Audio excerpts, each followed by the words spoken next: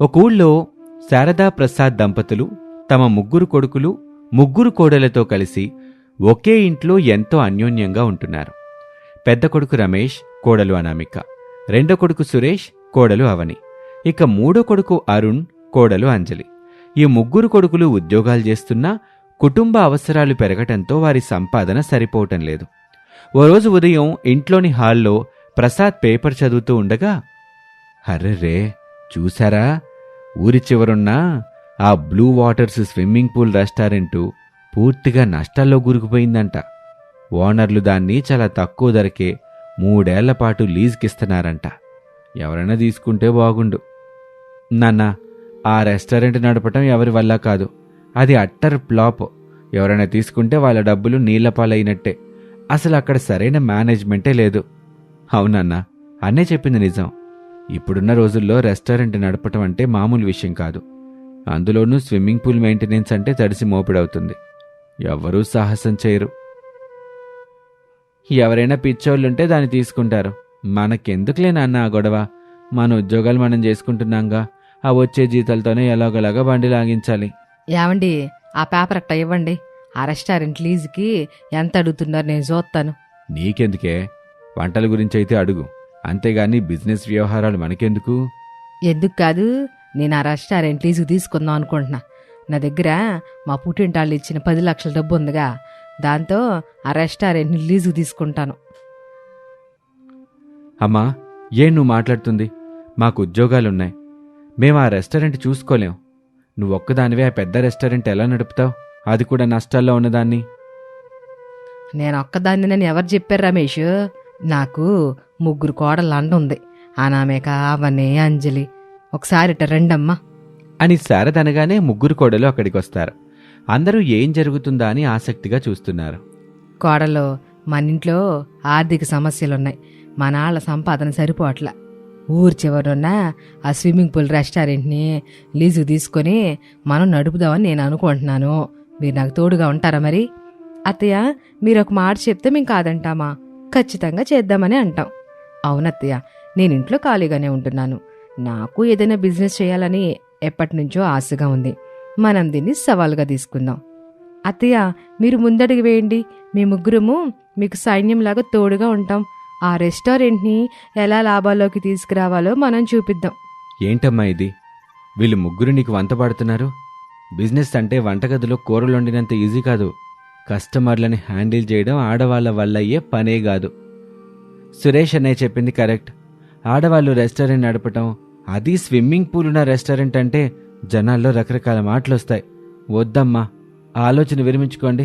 ఆపండ్రా, ఆడాలు తలుచుకుంటే ఏదైనా సాధిస్తాం మేము. ఎన్నాళ్ళు వంటగదికే పరిమితం అయ్యాము.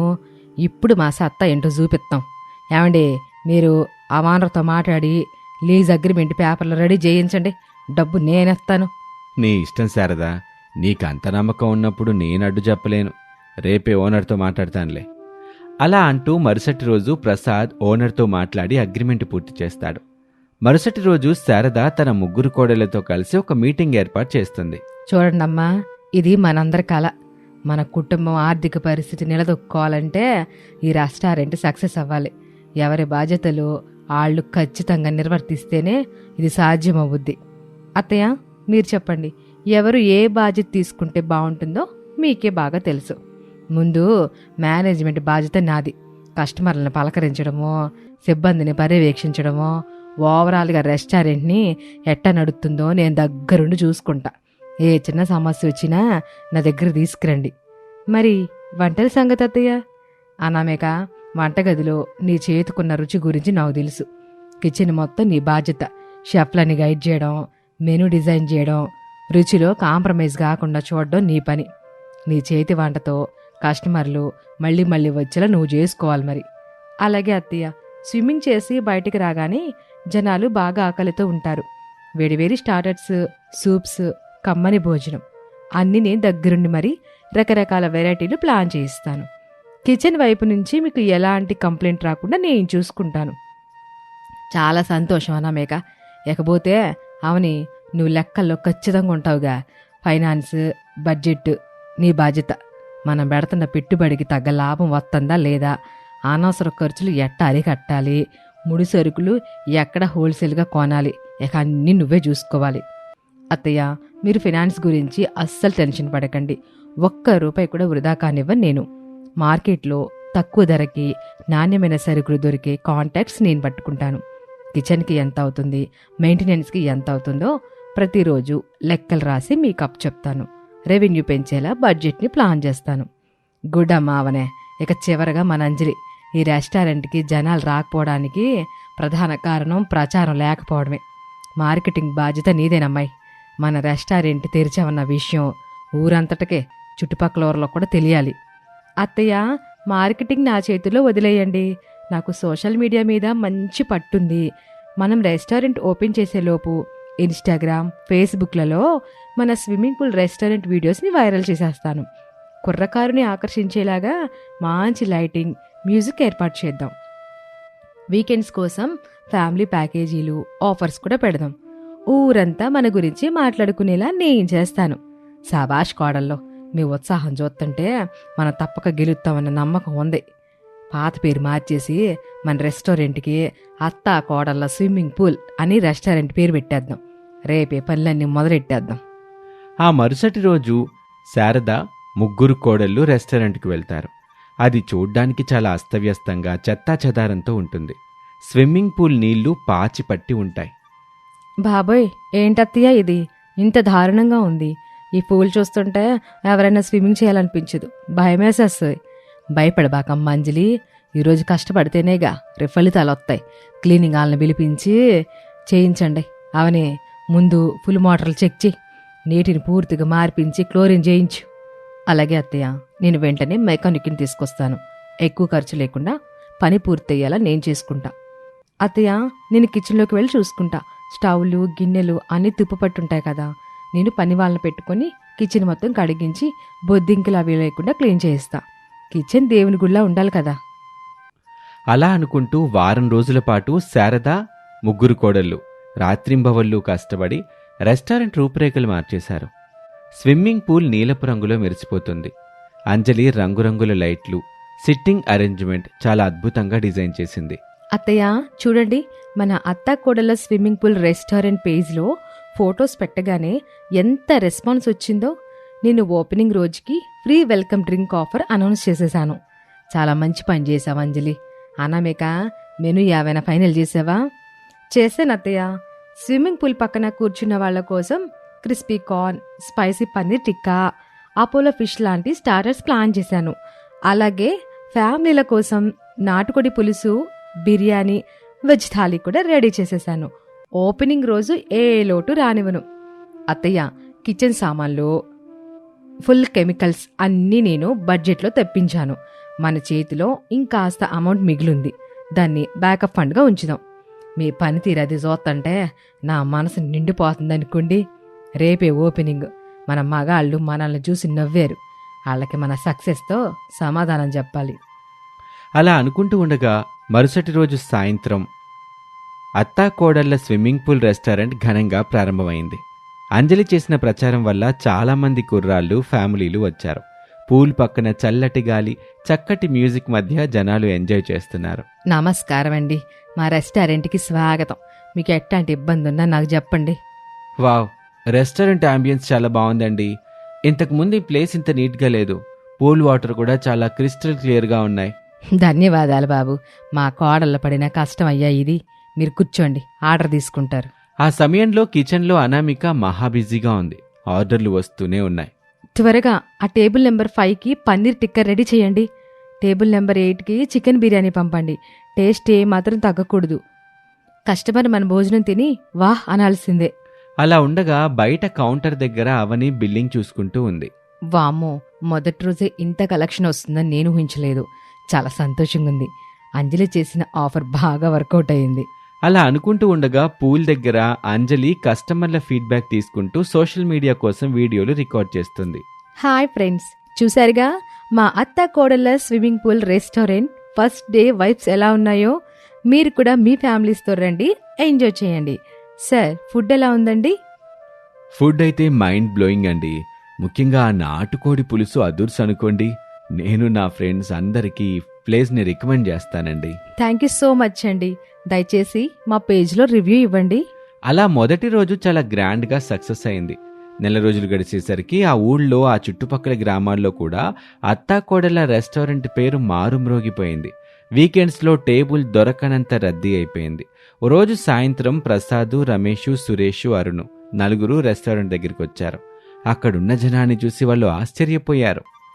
ఒరే రమేషు, నా కళ్ళని నేను నమ్మలేకపోతున్నానురా. ఇది మనూరి రెస్టారెంటేనా? ఇసుకేస్తే రాళ్ళంత జనం ఉన్నారు. బయట వెయిటింగ్ లిస్ట్ కూడా ఉందంట. అవునన్నా, కార్ల పార్కింగ్ కోసం స్థలం సరిపోవటం లేదు. అసలు మా అమ్మ అనామిక కలిసి ఇంత పెద్ద మ్యాజిక్ ఎలా చేశారు నాన్న? అరే, అక్కడ కౌంటర్ దగ్గర చూడు. అవని నిమిషం కూడా ఖాళీ లేకుండా బిల్లింగ్ చేస్తుంది. వామ్మో, ఆ క్యాష్ బాక్స్ నిండిపోయినలా కనిపిస్తుంది. మనం వాళ్ళని చాలా తక్కువ అంచనా వేశాన్రా. అవునన్నయ్య, మొన్న మా ఆఫీస్లో అందరూ మన రెస్టారెంట్ గురించి మాట్లాడుకుంటుంటే విన్నాను. ఇన్స్టాగ్రామ్లో అంజలి చేస్తున్న వీడియోలకి లక్షల్లో వ్యూస్ వస్తున్నాయట. నాకు కూడా చాలా గర్వంగా ఉందన్నయ్య. వాళ్ళలా మాట్లాడుకుంటూ ఉండగా శారద వాళ్ళ దగ్గరికి వస్తుంది. యావండి, ఏంట్రా అబ్బాయిలు అట్ట గుమ్మం దగ్గర నిలబడిపోయారు? లోపలికి రండి. అనామిక, మావయ్య, నీ భర్త, నీ మరుదులు వచ్చారు. మంచి స్పెషల్ ఐటమ్స్ పంపించు. శారద, నిజంగా నిన్ను చూస్తుంటే నాకు 2 చేతులు ఎత్తి దండం పెట్టాలనిపిస్తుంది. నష్టాల్లో ఉన్న ఈ స్థలాన్ని కనక వర్షం కురిపించే బంగారు గనిలా మార్చారుగా మీ అత్తాకోడళ్ళు. అమ్మా, మమ్మల్ని క్షమించమ్మా. ఆడవాళ్ళు వ్యాపారం ఏం చేస్తారులా అని చులకనగా మాట్లాడాం. కానీ మేనేజ్మెంట్లో కస్టమర్లని ఆకట్టుకోవటంలో మీరే నెంబర్ 1 అని నిరూపించారు. అనామిక వంటల గురించైతే మా ఫ్రెండ్స్ రోజు నన్ను అడుగుతూనే ఉన్నారు. అవునమ్మా, అవని ఫైనాన్స్ ఎలా మెయింటైన్ చేస్తుందో నాకు తెలుసు. మాకొచ్చే జీతాల కంటే ఆమె ఒక్క రోజులో చేసే లావాదేవీలు ఎక్కువగా ఉన్నాయి. రియల్లీ గ్రేట్ అమ్మా. అమ్మా, అంజలి మార్కెటింగ్ స్ట్రాటజీల ముందు కార్పొరేట్ కంపెనీలు కూడా పనికిరావు. మీ నలుగురి ఐక్యత ఈ రెస్టారెంట్ విజయానికి ప్రధాన కారణం. మీరు మమ్మల్ని తలదన్నేలాగా సక్సెస్ అయ్యారు. చూసారా, ఆడాలంటే కేవలం ఇంట్లోకి మాత్రమే పరిమితం కాదు. అవకాశాలిస్తే ఆకాశమే హద్దుగా రానిస్తారు. నేనేదో ఆలోచన చేశాను గాని దాన్ని అమలు చేసింది నా ముగ్గురు కోడలే. అనామిక చేతి రుచి, అవని లెక్కల పొట్టు, అంజలి మాటల గ్యారడి, ఇవన్నీ కలిస్తేనే ఈ అత్తాకోడల స్విమ్మింగ్ పూల్ రెస్టారెంట్ అది. ఇంతలో అనామిక, అవని, అంజలి అక్కడికి వస్తారు. ఏంటండి, వంటలు ఎలా ఉన్నాయో చెప్పనే లేదు. అద్భుతంగా ఉన్నాయి అనామిక. ఇక నుంచి నా వీకెండ్ పార్టీలన్నీ ఇక్కడే. అత్తయ్య, ఈ నెల మన లాభాలు నేను ఊహించిన దానికంటే రెట్టింపు వచ్చాయి. మనం పెట్టిన పెట్టుబడి సగం పైగా ఈ ఒక్క నెలలోనే తిరిగి వచ్చేసింది. అత్తయ్య, వచ్చే నెలలో మన స్విమ్మింగ్ పూల్ దగ్గర ఒక పెద్ద లైవ్ మ్యూజిక్ కాన్సర్ట్ ప్లాన్ చేస్తున్నాను.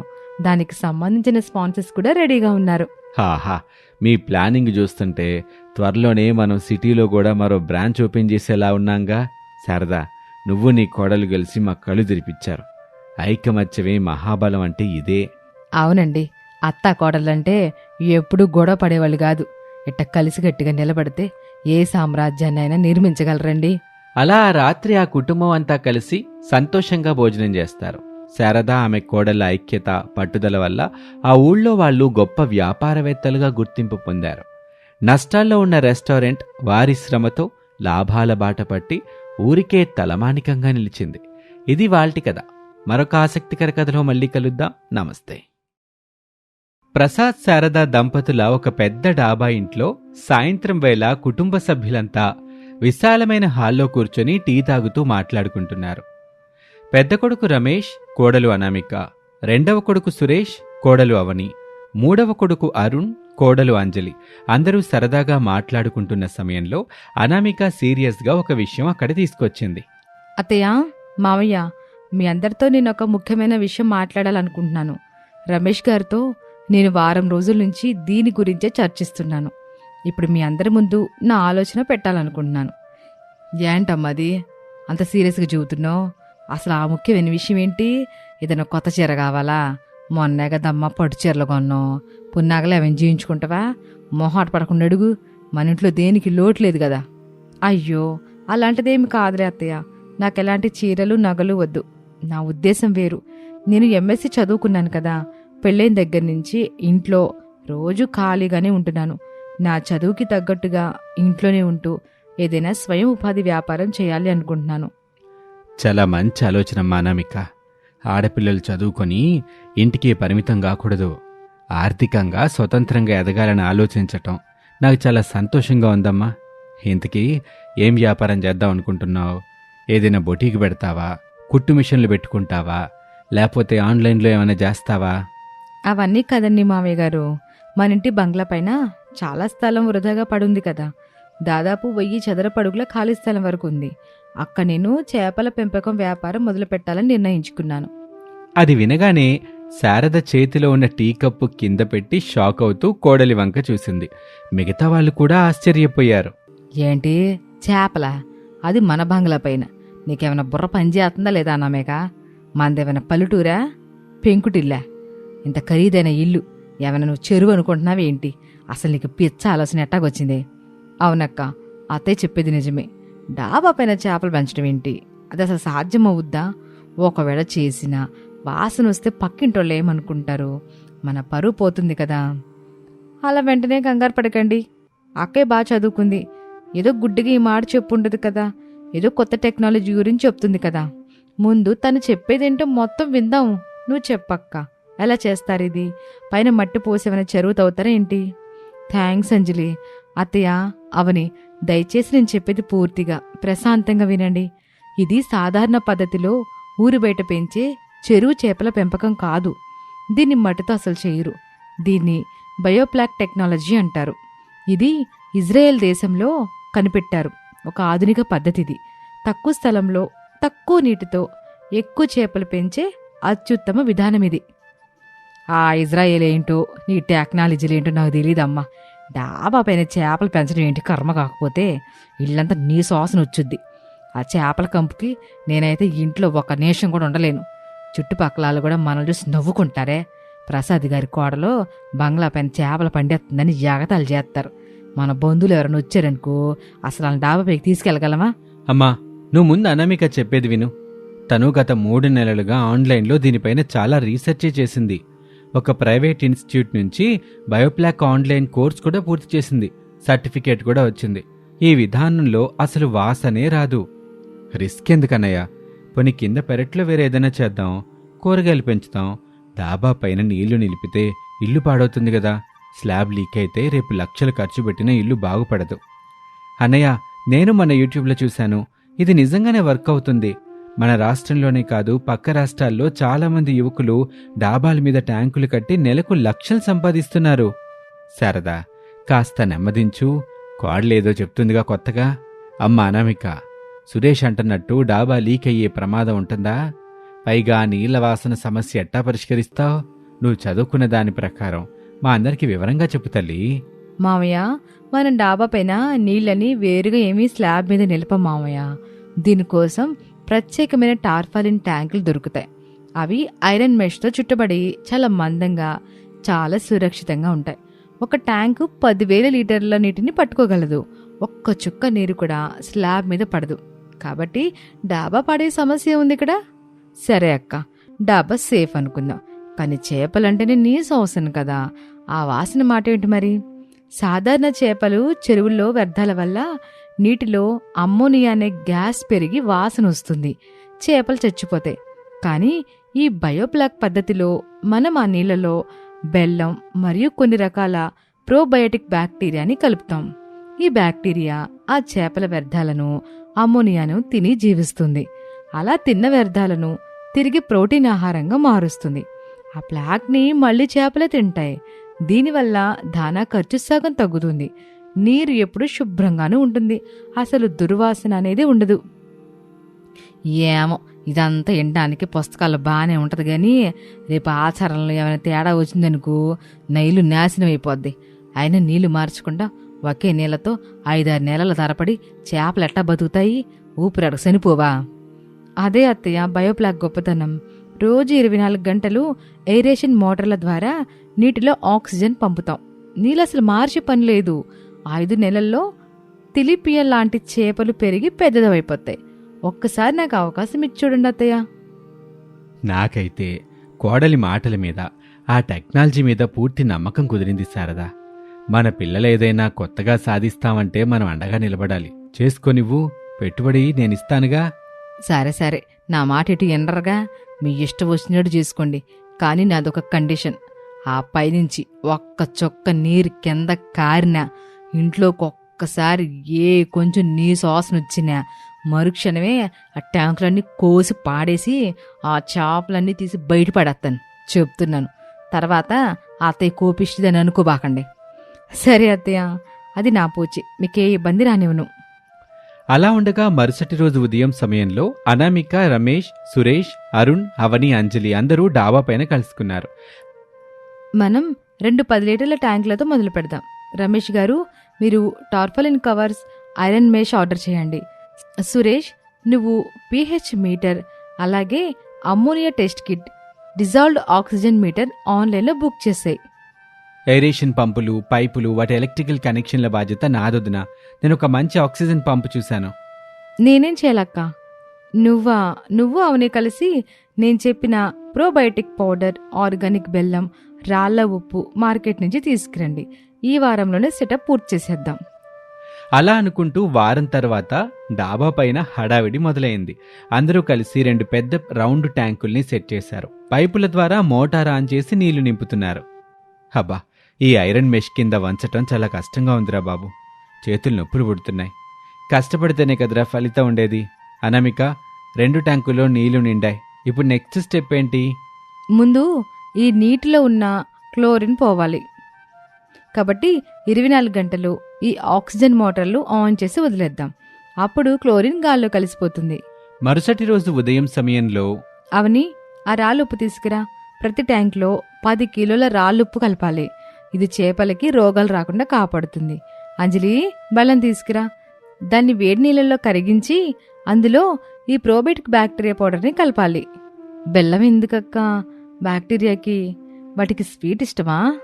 అలా కాదులేవని, బ్యాక్టీరియా పెరగాలంటే కార్బన్ సోర్స్ కావాలి. బెల్లంలో కార్బన్ ఎక్కువగా ఉంటుంది. చేపల వ్యర్థాల్లో నైట్రోజన్ ఉంటుంది. ఈ కార్బన్ నైట్రోజన్ని బ్యాలెన్స్ చేస్తేనే బాగా బతుకుతాయి. ఇప్పుడు ఈ బెల్లం మిశ్రమాన్ని ట్యాంకుల్లో పోసి ఒక 10 రోజులు వదిలేస్తే నీరు లేదా గోధుమ రంగులోకి మారిపోతుంది. అప్పుడే ఇది బయోబ్లాక్ నీరు అవుతుంది. అలా ఉండగా ఆటోలో ఆక్సిజన్ ప్యాకెట్లలో వేల కొద్దీ చిన్న చేప పిల్లలు వచ్చాయి. వదినా, చేప పిల్లలు వచ్చేసాయి. డైరెక్ట్గా ట్యాంకుల్లో పోసేనా కవర్లు చింపి? వద్దొద్దు అరుణ్, అలా వెంటనే పోస్తే నీటి ఉష్ణోగ్రతల్లో తేడా వల్ల చేపలు షాక్కి గురై చనిపోవచ్చు. ముందు ఆ కవర్లని తీసి ట్యాంక్ నీళ్ల మీద ఒక అరగంట పాటు తేలనివ్వు. ఆ తర్వాత నెమ్మదిగా అన్నీ తీసుకెళ్లి నీటిలో వదిలేద్దాం. అలా అనుకుంటూ ఉండగా డాబా పైన మోటార్ల చప్పుడు కింద హాల్లో విని శారద తనలో తాను ఇలా అనుకుంటుంది. 15 రోజులు అవుతుంది ఈ చేపల గొల్ల మొదలై. పైన వాసన గుప్పమంటుందేమో. ఈరోజు ఎట్టగైనా ఇల్లు చూడాలి. నా ముక్కుకి గుడ్డగట్టుకుని వెళ్తాను. అప్పుడు అత్తగారు ముక్కుకి గుడ్డగట్టుకుని మెట్లెక్కడం చూసి అవని, అంజలి కూడా కుతూహలంగా ఆమె వెనకే వెళ్లారు. అక్కడ అనామిక ట్యాంకులో నీటిని ఒక చిన్న టెస్ట్ ట్యూబ్లోకి తీసుకుని పరీక్ష చేస్తూ ఒక గాజ్ కోన్లో నీళ్లు పోసి చూస్తూ ఉంటుంది. ఏంటి అనామిక, ఏం చేస్తున్నావు? అయ్యేంటి శేషాలు, రంగు నీళ్లు? నువ్వేమైనా సైంటిస్టో ఏంటి? రెండత్తయ్య, అవని, అంజలి, ఇదిగో ఈ వాటర్ టెస్టింగ్ కిట్లో నీటిలో అమ్మోనియా pH స్థాయిలు ఎట్టా ఉన్నాయో రోజు ఉదయం చెక్ చేసుకోవాలి. అమ్మోనియా 0 ఉంది, pH 7.5 ఉంది. అన్నీ పర్ఫెక్ట్గా ఉన్నాయి. నిజమే అత్తయ్య, అసలు ఇక్కడ చేపల వాసనే రావట్లేదు. ఏదో మట్టి వాసన వస్తుందంతే. చూశారు అత్తయ్య, నేను ముందే చెప్పాను అక్కయ్య ప్లాను సూపర్ అని. అవునే, చాలా ఆశ్చర్యంగా ఉందే. పైగా ఈ నీళ్లు చూడ్డానికేమో మట్టి రంగులో మురిగ్గా ఉన్నా ఎక్కడ కులినోసనేం లేదు. అసలు ఇదేం మాయా? మాయ కదత్తయ్య, సైన్స్. అప్పుడు శారద నెమ్మదిగా వెళ్లి చేతితో కొద్దిగా దానా ట్యాంకులో వేస్తుంది. వెంటనే వందలాది చేపలు నీళ్లపైకి ఎగురుతూ గంతులేస్తూ చురుగ్గా దానా తింటాయి. అది చూసి శారద మొహంలో ఆనందం. అరరే, భలేగొన్నాయ్యా, పిల్లలు భలే ఎదుగుతున్నాయి. చాలా చురుగ్గా కదులుతున్నాయి చేప పిల్లలు. కానీ నా అనుమానం ఏంటంటే అసలు నిజంగా పెరుగుతాయా? లాభం వచ్చిద్దంటావా? ఖచ్చితంగా అత్తయ్య. ఈ తిలపియా చేపలు చాలా వేగంగా ఆరోగ్యంగా పెరుగుతాయి. రోజు 2 పూట్ల సమయానికి దానా వేసి నీటి నాణ్యత కాపాడుకుంటే 5-6 నెలల్లోనే ఒక్కో చేప 1/2 కిలో బరువు వరకు వస్తుంది. అమ్మా, ఇవి పెరగాలంటే 24 గంటలు ఆక్సిజన్ ఉండాలి. కరెంటు పోయినా ఇబ్బంది లేకుండా నేను అన్నయ్య కలిసి పవర్ఫుల్ ఇన్వర్టర్, బ్యాటరీలు కూడా సెట్ చేశాం. ఇక మనకి తిరుగులేదు. సర్లేరా, మీ ఆత్మవిశ్వాసం చూస్తుంటే నాకు కొంచెం నమ్మకం కలుగుతుంది. మరి జాగ్రత్త చూసుకోండి. అలా అనుకుంటూ ఉండగా బయట భయంకరమైన వర్షం, ఉరుములు, కరెంటు పోయింది. 2 గంటల తర్వాత ఇన్వర్టర్ కూడా మోగటం మొదలైంది. కుటుంబం అంతా కంగారుగా డాబాపైకి వచ్చారు. అయ్యో, ఇన్వర్టర్ బ్యాటరీ అయిపోతున్నట్లుంది. మోటార్ లాగిపోతే అరగంటలో ఆక్సిజన్ తగ్గిపోయి చేపలన్నీ చనిపోతాయి. ఇన్ని రోజుల కష్టం వృధా అవుతుంది రమేష్ గారు. అరుణ్, జనరేటర్ ఏమైనా ఆన్ చేయగలవా? అన్నయ్య, మన దగ్గర పోర్టబుల్ జనరేటర్ లేదు, కానీ నేను ఒక బ్యాకప్ కోసం ఒక 12 వోల్ట్ డీసీ ఆక్సిజన్ పంప్ తెచ్చుంచాను. వెంటనే మన కారు బ్యాటరీకి కనెక్ట్ చేసి తీసుకొస్తాను. సురేష్, నువ్వు వచ్చి నాకు కొంచెం సాయం చెయ్యి. అలా అనుకుంటూ 10 నిమిషాల్లో అరుణ్, సురేష్ ఆ మోటార్ని తెచ్చి ట్యాంకులకు కనెక్ట్ చేస్తారు. నీటిలో మళ్లీ బుడగలు రావటం మొదలవుతుంది. అనామిక ఊపిరి పీల్చుకుంటుంది. థ్యాంక్స్ అరుణ్, థ్యాంక్స్ సురేష్, మీరు సరైన టైంకి ఆదుకున్నారు. మన బయోప్లాక్ ప్రాణాలని కాపాడారు. అలా ఉండగా 6 నెలల తర్వాత డాబా పైన పండుగ వాతావరణం. ప్రసాద్, శారద, రమేష్, సురేష్, అరుణ్, అవని, అంజలి అందరూ డాబా పైన సందడిగా ఉన్నారు. హోల్సేల్ వ్యాపారులు వారి చిన్న డీసీఎం వ్యాన్తో ఇంటికి చేరుకున్నారు. ఒక్కో చేప ఎంతో ఆరోగ్యంగా మెరుస్తూ 1/2 కిలో నుండి 3/4 కిలో బరువు తూగుతుంది. సురేష్, అరుణ్ వ్యాపారులతో కలిసి డిజిటల్ స్కేల్ మీద అక్కడ బరువుల్ని చూసుకుంటున్నారు. అప్పుడు వ్యాపారి ప్రసాద్తో, మీ కోడలు చాలా అద్భుతంగా చేపల్ని పెంచారు. మేము ఎన్నో చెరువులు చూస్తాం, కానీ ఇంత క్లీన్గా ఎక్కడా దెబ్బలు, రోగాలు లేకుండా చేపలు ఉండటం అనేది చాలా అరుదు. ఫ్లేవర్ కూడా చాలా బాగుంటుంది. ఈ చేపలకి 2 ట్యాంకుల నుంచి కలిపి దాదాపు 1500 కిలోల వరకు వచ్చాయి. చూసావా శారదా, మన డాబా పైన 1.5 టన్నుల చేపలు పండించింది మన కాళ్ళు. నేనసలు నమ్మలేకపోతున్నాను. ఇదిగోండి సార్, మనం మాట్లాడుకున్న రేటు కిలో 120 రూపాయల ప్రకారం మీ డబ్బులు మొత్తం 1,80,000 అయింది. ఈ డబ్బుని మీరుంచుకోండి. అలా చెప్పి వ్యాపారి వెళ్ళిపోగానే రమేష్ ఆ డబ్బుల్ని తీసుకుని అనామిక చేతిలో పెడతాడు. అనామిక ఆ డబ్బుని తీసుకెళ్లి అత్తగారి శారద చేతిలో పెడుతుంది. ఇది మన మొదటి ఆదాయం అత్తయ్య. మనందరి కష్టం దీని వెనుకుంది. మీరు ఆశీర్వదించండి. ఏంటమ్మా నమ్మకిది? నీ కష్టం, నీ బుద్ధి బలం ఇది. ఆ రోజు నేను వాసనొచ్చుద్ది, ఇల్లు పాడవుద్ది, పక్కింటాలు నవ్వుతారని అరిచాను కదమ్మా. నిన్నెంత బాధ పెట్టాను. అయినా నువ్వు నా మాటలకు భయపడకుండా, కోపగించుకోకుండా ఎంతో ఓపికతో, పట్టుదలతో ఈ పని చేసి విజయం సాధించావు. ఈ డబ్బు నా చేతిలో పెట్టడం కదమ్మా, దీనికి పూర్తి హక్కుదారివి నువ్వేనమ్మా. నన్ను క్షమించక్క. మొదట్లో నేను కూడా అత్తయ్యగారిలాగే భయపడ్డాను, నీకండగా నిలబడలేదు. కానీ నువ్వు ఈరోజు మమ్మల్ని గర్వపడేలా చేసావు. అవునక్క, నువ్వు మా అందరికీ పెద్ద ఇన్స్పిరేషన్ అక్క. ఇంట్లో ఖాళీగా కూర్చుని టీవీ సీరియల్ చూసే కంటే ఇలాంటివి చేస్తే మైండ్ ఎంత యాక్టివ్గా ఉంటుందో తెలిసింది. మా ఇల్లాళ్ళకి మంచి దారి చూపించవదునా. దీన్ని చూసి వీళ్ళు కూడా ఏదైనా సొంతంగా చేస్తే బాగుండు. చూసావా శారదా, చదువుకున్న కోడలు ఇంటికొస్తే ఇల్లే కాదు, ఆ ఇంటి డాబా కూడా కనకవర్షం కురిపిస్తుంది. మన ఇంటికి అనామిక రూపంలో మహాలక్ష్మి వచ్చింది. ఆ సమయంలో ఇరుగు పొరుగు వారంతా ప్రసాద్ ఇంటికొస్తారు. బంగ్లా పైన చేపలు పెంచి 6 నెలల్లోనే లక్షల్లో లాభాలు తీశారని ఊరంతా తెలిసిపోతుంది. అందరూ ఆశ్చర్యంగా అనామికను అభినందించడానికి వస్తారు. నిజమైన శారదక్క, మీ కాళ్ళలో డాబా పైన చేపలు పెంచేసిందంట కదా, ఇల్లంతా కంపు కొట్టలేదా? ఎట సాధ్యమైంది? కంపు కొట్టడం ఏంటే పిచ్చిదానా. రండి పైకి వెళ్ళి చూడండి. మా కోడలు తెలివితేటలో మొదట్లో నేను కూడా మీలాగా భయపడిపోయా, కానీ నా కోడలో బయోప్లాక్ అనే పెద్ద టెక్నాలజీ వాడిందిలే. నిజంగా గ్రేట్ అండి మీ కోడలో. మామూలు నెలతో ఇంటిపైన ఇంత పెద్ద వ్యాపారం చేయొచ్చని మాకు ఇప్పుడే తెలిసింది. రేపు మా అమ్మాయిని పంపిస్తాను, కాస్త టెక్నాలజీ ఏదో నేర్పించండి. తప్పకుండా. నా కోడలు మహాలక్ష్మి. ఆడపిల్లలు వంటింటికి గరిటె తిప్పడానికి పరిమితం అవ్వక్కర్లా. వాళ్ళ బుర్రకు పదును పెడితే ఇంట్లో ఉండే ప్రపంచాన్ని, కొత్త టెక్నాలజీని జయించగలరని నిరూపించింది. ఇక మీదట మా బంగ్లా పైన ఇంకో 4 ట్యాంకులు కూడా ఏర్పాటు చేసి ఈ వ్యాపారాన్ని ఇంకా పెంచుతాం. నా మిగతా 2 కోడల్లో అవని, అంజలి కూడా అనామిక తోడుగా నిలబడతారు. ఏమంటావు అనామిక? తప్పకుండా అత్తయ్య. మీ అందరి ప్రోత్సాహం, కుటుంబం అండ ఉంటే ఏదైనా సాధించొచ్చు. చూశారుగా, ఒక మంచి ఆలోచన. దానికి తోడు సరైన ఆధునిక సాంకేతిక పరిజ్ఞానం ఉంటే అసాధ్యమైంది ఏదీ లేదు. అత్తగారి అనుమానాన్ని కోడలు తన విజయంతో ఎలా పారద్రోలిందో మా కుటుంబ సంతోషానికి ఇంతకంటే ఏం కావాలి? అలా అనామిక తన భర్త రమేష్, తోటికోడల వైపు సంతోషంగా చూసింది. ఆ ఊళ్ళో ఇప్పుడు అనామిక కుటుంబంలోని మహిళలంతా అందరికీ ఒక ఆదర్శంగా నిలిచారు. అందరూ సంతోషంగా నవ్వుకుంటూ ఉండగా కథ ముగిసింది. ఇది వాల్టి కథ. మరొక ఆసక్తికర కథలో మళ్ళీ కలుద్దాం. నమస్తే.